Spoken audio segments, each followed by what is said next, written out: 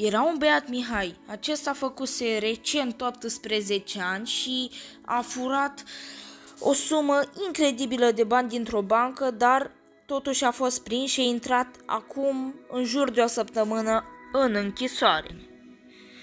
Iar ea este Lia. Această doamnă lucrează de în jur de 10 ani în acest domeniu, în domeniul de a fi polițistă. Mereu i-a plăcut să lucreze și niciodată nu s-a simțit rău în momentul în care lucra. Chiar dacă era singură și-ar fi dorit să mai aibă încă un coleg sau o colegă cu care să lucreze și să o poată ajuta la treburile ei, având în vedere faptul că este o pușcărie foarte, foarte mare. Iar acum, haideți să vedeți cum a ajuns Lia să ajungă o infractoare, iar Mihai să ajungă un polițist. Haide, este pauza de o oră. Tu cred că glumești. Sunt de aici de cam aproape o săptămână, chiar 2. Și tu îmi zici pauza de o oră când eu am stat aici închis și n-am știut ce fac? Tu glumești? Haide odată că ți se termină timpul. Ok, haide că vin, haide. Haide. 3, 2, 1, hai. Aici vei sta timp de o oră. Timp de o oră? Măcar apă sau mâncare am? 1. Nu ai apă și nici mâncare.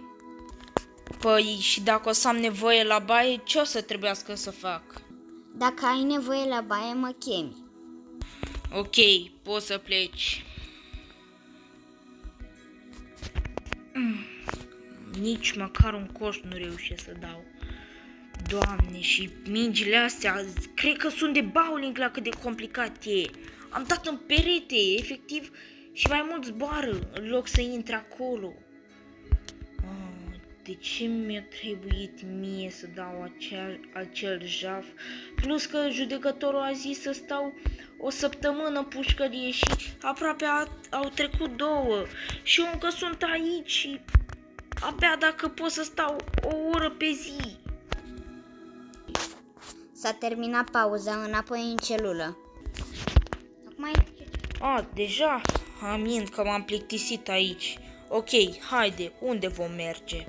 În celulă, n-auzi bine? Ok, păi haide să mergem.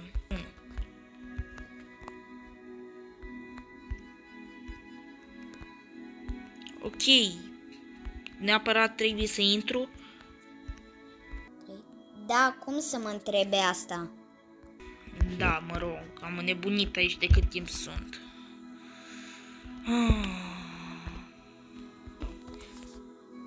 Yes, și-a scăpat cheile. Dar stai, unde pleacă?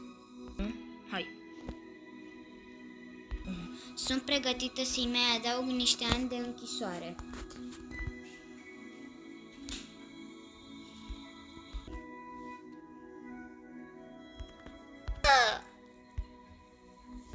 Hai.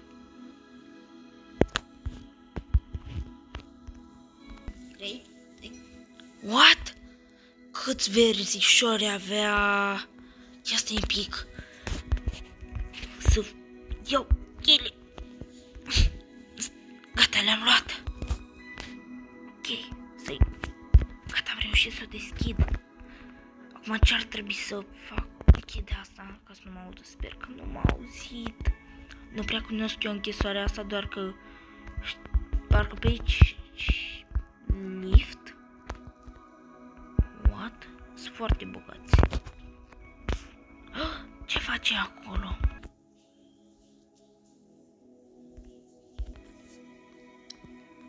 What? Cum? A dat un șaf, iar după s-a costumat înapoi în polițistă și eu trebuia să plec de aici de nu știu cât timp și ea efectiv fură bani? Ce?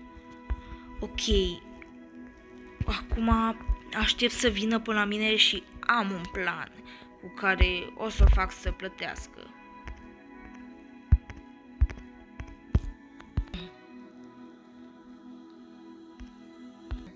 Ție cald? Haha, am uitat să râd, ce glumă bună ai avut astăzi în program, încât nu mai pot de râs, mă tâmvălesc pe jos. Ha, hai că e ora de culcare. Noapte bună. Deja? Păi cât e ora oare? Că doar... Cât ar putea fi ora? Doar e zi afară. Îți dai și seama, adică, uite, dacă mă uit așa se vede că e zi afară. De ce zici chestia asta? Dacă afară nici nu este noapte? Hai, pa!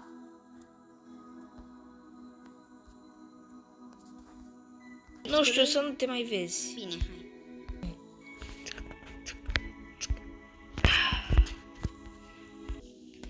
Ok, ea nu știe că am un telefon, dar acum o să sun poliția și o să o chem și o să vadă câți bani are ascunși și atunci o să mă scoată de aici și o să pot să mă fac și eu polițist.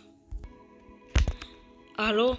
Bună ziua, să știți, sunt într-o celulă la pușcărie, deși am aici o singură polițistă care stă cu mine și mă enervează la maxim, dar nu asta este problema. Problema este că am văzut-o cu o sumă de bani îmbrăcată în neagră, venind la ora 12 noaptea cu o geantă plină de bani și plecând sus și eu am reușit să o urmăresc și s-a costumat înapoi în polițistă și am văzut niște filmări care le-am pe telefon, a dat o spargere la bancă și banii i-are sus. Și a plecat cu o mașină neagră și i-a dat foc. Vă rog să veniți și să vedeți și dumneavoastră.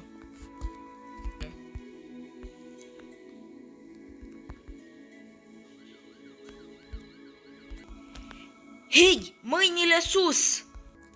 Stați un pic, dar ce am făcut? O să vă arăt eu ce am făcut. Veniți cu mine. Haideți odată, că mă plictisesc. Ok, haideți, dar deschideți-mi, doamnă. Ok, veniți încoa. Acum, nu vreau să vă mișcați brusc, da?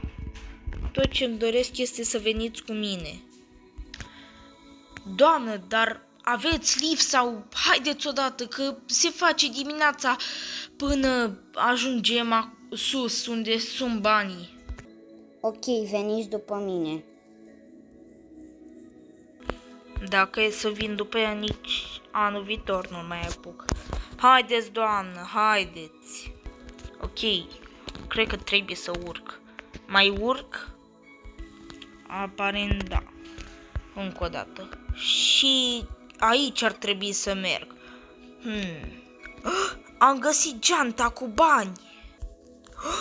Hoțul ăla chiar nu a mințit. Doamnă, sunteți arestată. Veniți cu mine. Oh, nu, m-a prins. Doamnă, vă rog să intrați în spate.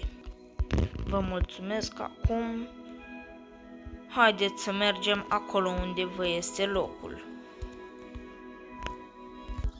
Ok, doamnă, vă rog să veniți cu mine. Haideți, n-am toată ziua la dispoziție.